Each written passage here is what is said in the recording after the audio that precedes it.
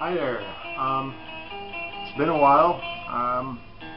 Haven't been feeling like doing any videos, nor have I actually had time, because I don't know if you can see it. I kind of reorganized here, and behind me shelves. I'm going to go into details later in the video, but I bought 2 new extra shelves for my record collection because I needed it. Don't have much space, but I was able to buy 2 Expedit shelves at IKEA and well, fill them up with records. Just a quick little video, hopefully, of some stuff that I bought recently. This is playing in the background. This is not what I bought recently, but this is amazing. This is a series called Love, Peace and Poetry. This is their, not their last, they did one after this which I don't have.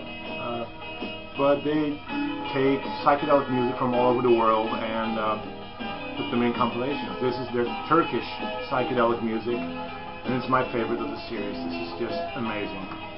So that's playing in the background. Then some CDs. Pavement, CD single. I don't buy CD singles that much, but Pavement, I have to have that. This is Give It a Day. Yeah, 1996, Pavement. Come on, that's great. Paloma. This is, I believe, a Belgian band. The album is called Actresses Date Actors. Picked it up because of the label. I don't know if you can see it. Oh, well, anyway, it's called 62 TV, and I love that label. It's, I don't know if it still exists, but it was a pretty well-known in the underground Belgium indie pop label. This I picked up because I remember having this and not really liking it back in the day, but maybe I like it now. This is Therapy with Infernal Love. It's got a cover of Husker Du's Diane, which I at the time didn't quite like, but having heard, after having heard the original, it's of course better. And I do get a kick watching sleeves like this, because this is photographed by Anton Corbijn, probably the most famous and best pop photographer in Holland. And the director of the Joy Division movie Control, by the way. I picked up this. This is some like real radio pop, if you will. Piece by Piece by Katie Melua. Not a big Katie Melua fan, but another album I bought, picked up by her in the Goodwill. Was kind of fun. I liked it, so why not? Some mellow pop. Norah Jones. This is Feels Like Home. I like Norah Jones. Her voice is really nice and sweet. And yeah, I just had to pick this up. It's not stuff I really would hunt down on vinyl, and I wouldn't buy it for full price, but Goodwill prices, this is good stuff. This is the first Tori Amos album I have, Little Earthquakes, which I haven't heard yet, but I like Tori Amos, so yeah, I had to pick it up. This I remember from way back. This is Republica, and it's their self-titled debut album. It's got Ready to Go on it, which I really like, and it's got Drop Dead Gorgeous on it. Secretly, I had a crush on Saffron back in the day. And I still think she's beautiful, but at the time I was like, wow, she's hot. I also picked up Robin Is Here. I think this is the first Robin album that she made, 1997. The stuff she does now I think is a lot more interesting, but it was 75 cents, so I picked it up anyway. Then I picked up this CD. It's Swedish death metal, I think, Unleashed, with Where No Life Dwells. I didn't pick it up with the idea like I'm gonna love this, I'm gonna keep it. I picked it up because I'm interested in it. I'm interested in a lot of music, and if I don't like it, it will go to a friend of mine who's a lot more into metal and hard rock, so he might like this. Then the vinyl. First couple of records are Goodwill, and the stuff after that I bought in Nijmegen, where I went to shop for records. First up is 7-inch by Guido and Mauricio D'Angelis. I love these guys. They're better known as Oliver Onions. And they had some hits in the 70s with that name. This is for a TV movie called Delito di Regime.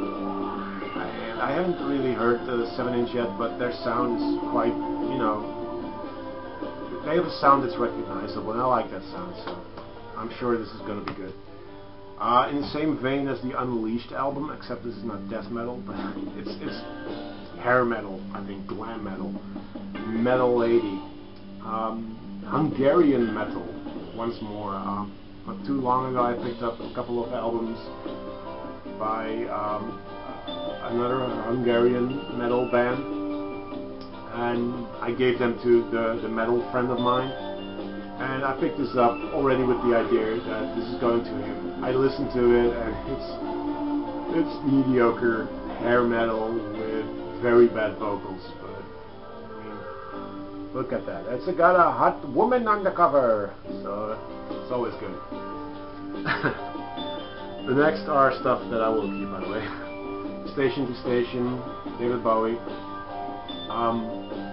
It was always selling at the same Goodwill for $4, and they priced it down to $1. So yeah, I went with it.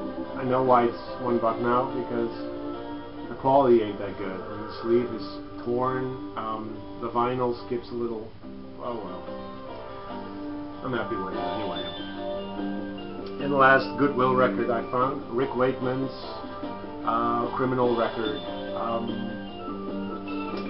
I don't know if I'm really gonna like this one. It's a little over a dollar, but it's Rick Wakeman, and I'm always interested in what he does, so I picked it up. Now the next couple of records I bought in Nijmegen, and 3 stores in Nijmegen that I know of and that I've visited.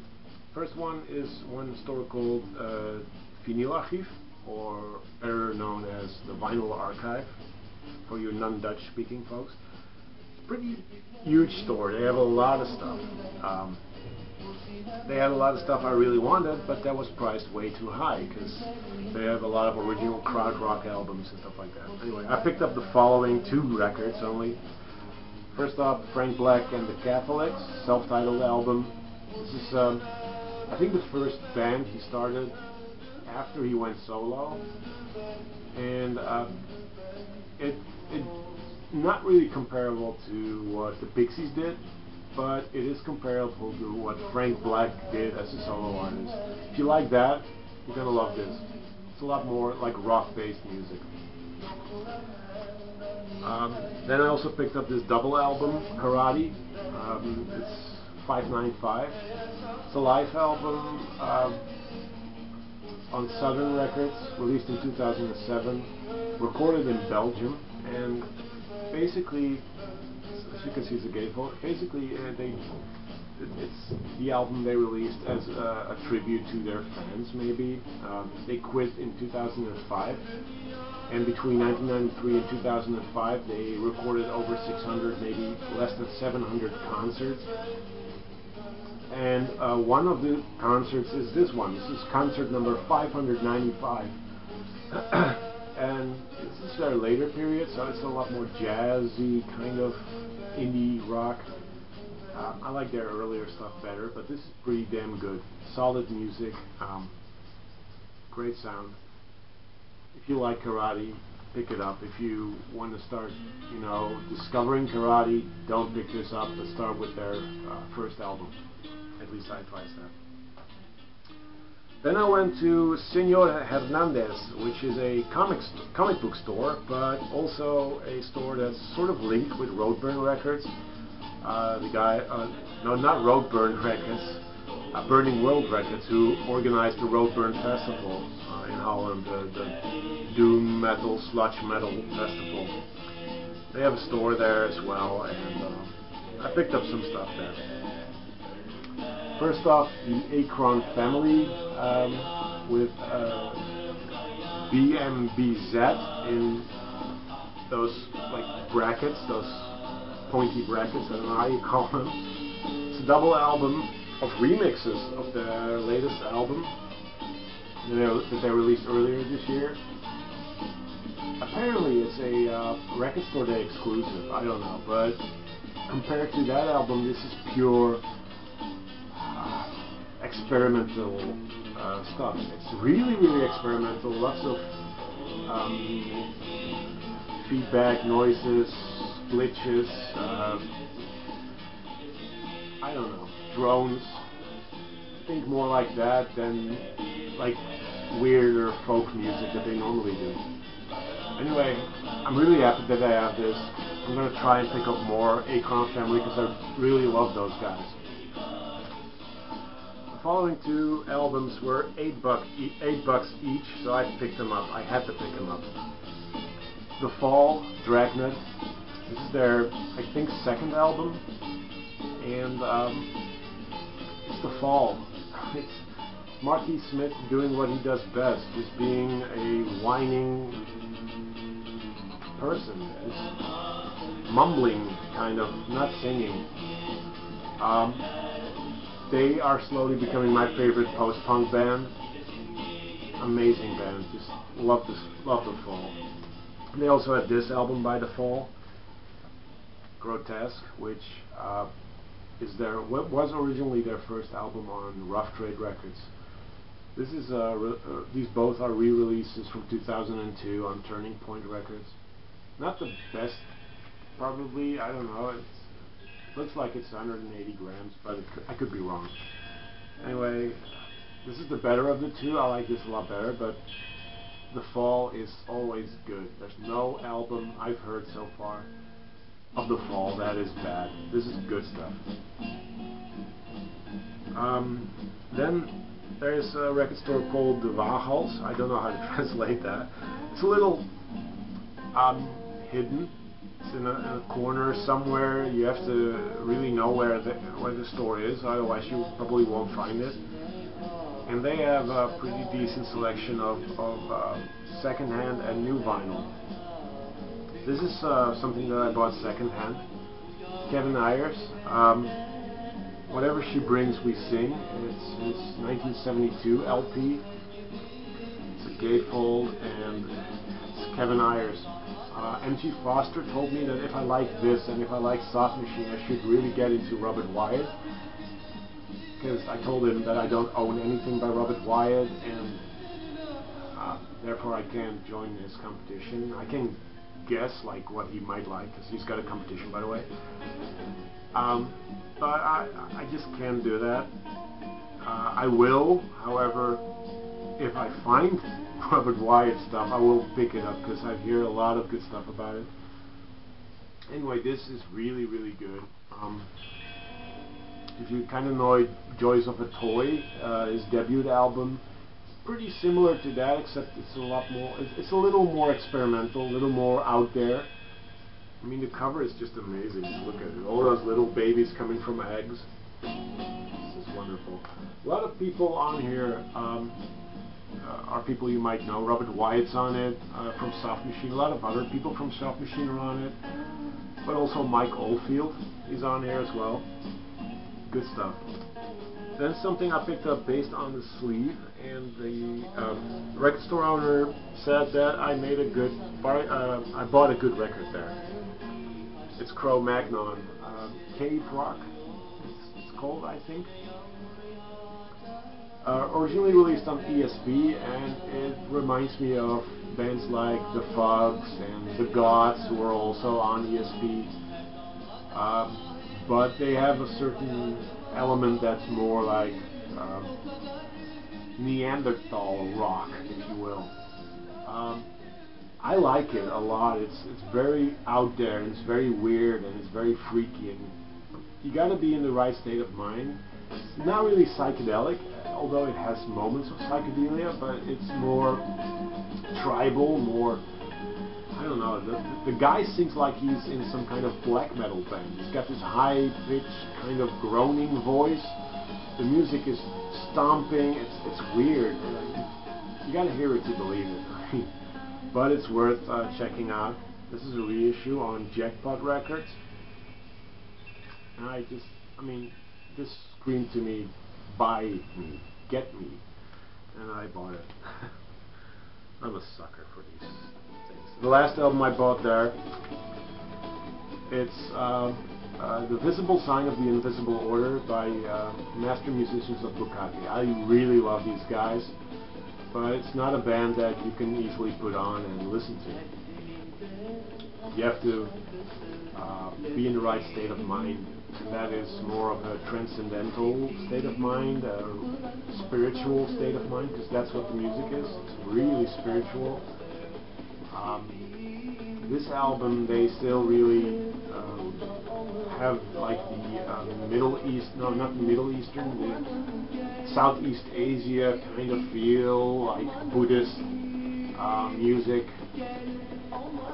It's very, very spiritual.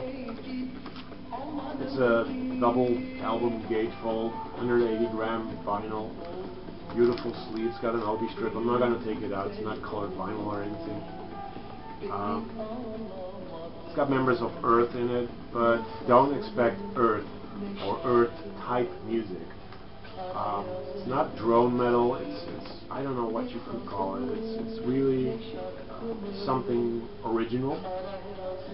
And later on, they would also, in the later albums, they would add elements from North Africa, Moroccan type music, which is really, really good. So those are the records I bought. I'm gonna take the camera actually to show you the sleeves, the shelves that I bought. So here we go. I got this one of these cubicles, an Expedit. There we have my prog and krautrock music. Down there, my post-punk music. That's my crappy stereo. It's really, really crappy. I need to get rid of it and just get a receiver and a new record player, because it's a piece of shit. That's Deerhoof poster, by the way. These are the old shelves. Had to remove every single record because this little thing didn't fit in between the radiator and the old shelves. So I had to detach every single shelf. These are double shelves, by the way. They were bolted to the wall, so I had to detach them and move them that way. So first up, I put this one here. This is another shelf I bought. It's got 5 cubicles and some videotapes on top of it.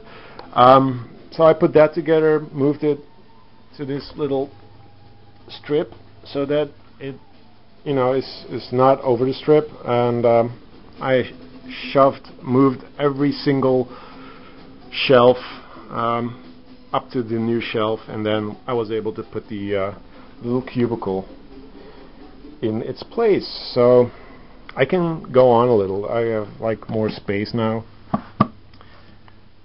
and yeah, I'm happy with the new little setup. It's not a lot of change, but every place has more space now. Everything was too tight, and now I can, get more records in there.